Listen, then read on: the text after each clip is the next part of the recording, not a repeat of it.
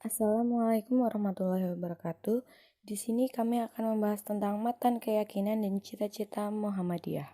Kami dari kelompok 4 yang beranggotakan Putri Prastanti NIM 4, Rifta Winda Utari NIM 18, dan Pasya Melia Zahro NIM 32.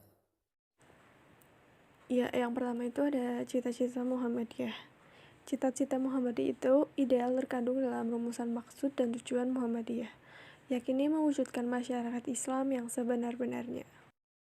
Apabila ditelusuri pada rumusan anggaran dasar Muhammadiyah sejak berdiri tahun 1912 hingga Muktamar ke-45 tahun 2005, Muhammadiyah telah menyusun dan melakukan perubahan anggaran dasar sebanyak 15 kali, yaitu berturut-turut pada tahun 1912, 1914, 1921, 1934, 1941, 1943, 1946, 1950, 1959, 1966, 1968, 2000, dan tahun 2005. Adapun untuk anggaran rumah tangga sebanyak 8 kali, dimulai dan berturut-turut tahun 1922, 1933, 1952, 1961, 1998, 2000, dan tahun 2005. Dari isi kandungan ADART Muhammadiyah tersebut, ditemukan data bahwa rumusan tujuannya yaitu terwujudnya masyarakat Islam yang sebenar-benarnya. Dari data yang dihimpun M. Jaldan, ditemukan rumusan maksud dan tujuan Muhammadiyah sebagaimana yang dimaksud mengalami perubahan redaksional yang sedikit berbeda, yaitu tahun 1946 dan tahun 1959, serta perubahan isi pada tahun 1985. Pada anggaran dasar tahun 1946 tertera kalimat, maksud dan tujuan persyarikatan ini akan menegakkan dan menjunjung tinggi agama Islam, sehingga dapat mewujudkan Islam yang sebenar-benarnya. Sementara anggaran dasar tahun 1959 berbunyi, maksud dan tujuan persyarikatan ialah menegakkan dan menjunjung tinggi agama Islam, sehingga dapat terwujud masyarakat Islam yang sebenar-benarnya. Pada tahun 1985, maksud dan tujuan Muhammadiyah mengalami perubahan isi menjadi maksud dan tujuan persyarikatan ialah menegakkan dan menjunjung tinggi agama Islam, sehingga terwujud masyarakat ulama, adil dan makmur yang diridhoi Allah Subhanahu wa Ta'ala. Perubahan tahun 1985 terjadi karena pemaksaan enzim Soeharto di Orde Baru melalui Undang-Undang tahun 85 yang mengharuskan pada seluruh organisasi politik dan kemasyarakatan berdasarkan tunggal yakni Pancasila. Hingga Muhammadiyah diharuskan selain mengganti asas Islam yang telah dirumuskan tahun 1959 menjadi asas Pancasila, sekaligus merubah rumusan tujuannya melalui proses yang sangat alot hingga menunda muktamar selama 2 tahun. Ya, yang kedua adalah Islam dalam keyakinan Muhammadiyah. Islam dalam keyakinan Muhammadiyah difahami sebagaimana disebutkan dalam masalah 5 himpunan, putusan Tajrih Muhammadiyah, dan kemudian dalam Muktamar ke-45 di Jakarta tahun 2000 ditambah dengan kata Al-Maqbullah setelah kata Al-Sunnah sehingga menjadi Al-Sunnah Al-Maqbullah. Lengkapnya sebagai berikut, yang artinya agama, yakni agama Islam yang dibawa oleh Nabi Muhammad SAW ialah apa yang diturunkan Allah di dalam Al-Quran dan yang tersebut dalam sunnah yang syahih. Maksudnya makmullah, berupa perintah-perintah dan larangan-larangan berupa petunjuk untuk kebaikan manusia di dunia dan akhirat.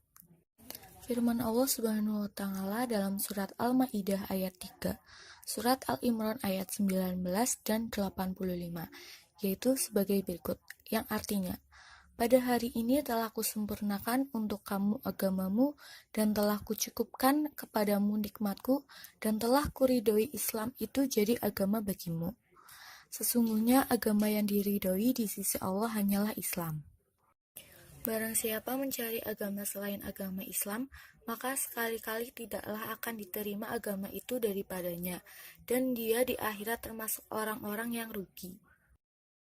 Oke, selanjutnya akan membahas tentang pemikiran dan gerakan Muhammadiyah dalam bidang akidah, ibadah, akhlak, dan muamalah duniawiyah. Pemikiran ideologis juga diyakini dapat menjadi salah satu alternatif utama ketika harus berhadapan dengan sistem ideologi lain yang berseberangan dengan misi dan kepentingan Islam maupun Muhammadiyah.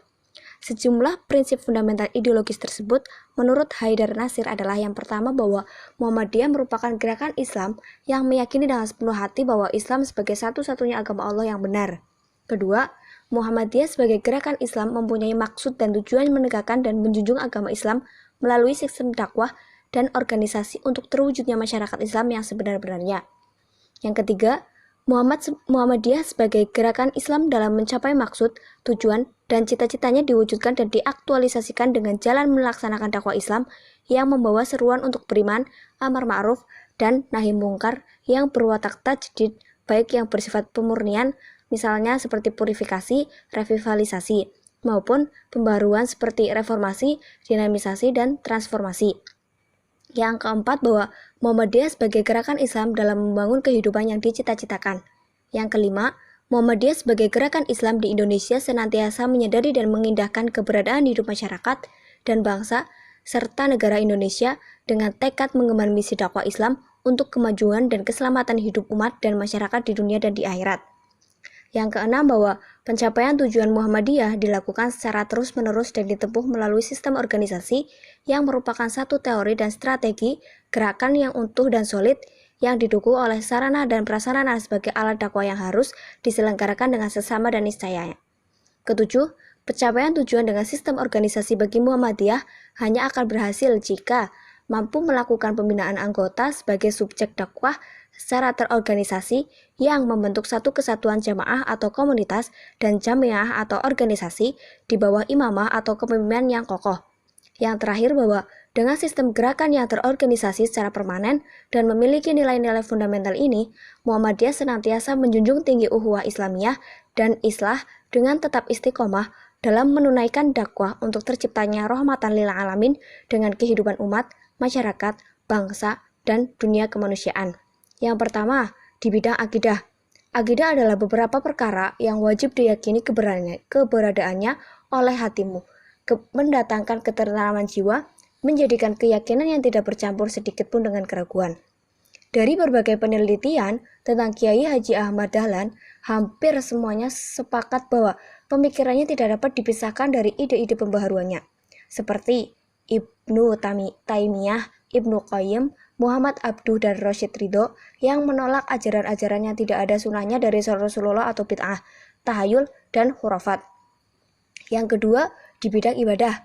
Karena Muhammadiyah menganut paham purifikasi atau pemurnian, maka dalam beribadah pun Muhammadiyah meninggalkan segala bentuk amal ibadah yang tidak ada tuntutannya dari Rasulullah serta tidak sesuai dengan pemahaman salaf, seperti niat sholat yang dilafadzkan, adzan 2 kali pada sholat Jumat, mewajibkan kunut, witir, sholat tarawih 23 rakaat, dzikir dengan suara keras, penentuan awal Ramadan dan 1 Syawal, tawasul, tahlil, dan makruhnya hukum rokok. Yang ketiga, di bidang akhlak.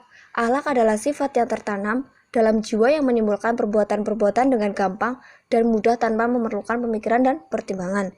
Yang terakhir, di bidang muamalah duniawiyah. Muamalah duniawiyah adalah hubungan antara manusia dalam suatu usaha menawarkan alat-alat kebutuhan jasmaniah dengan cara yang benar sesuai dengan ajaran dan tuntunan agama. Atau muamalah adalah hukum yang mengatur hubungan individu dengan individu lain atau individu dengan negara Islam dan atau negara Islam dengan negara yang lain. Sekian presentasi dari kelompok 4. Wassalamualaikum warahmatullahi wabarakatuh.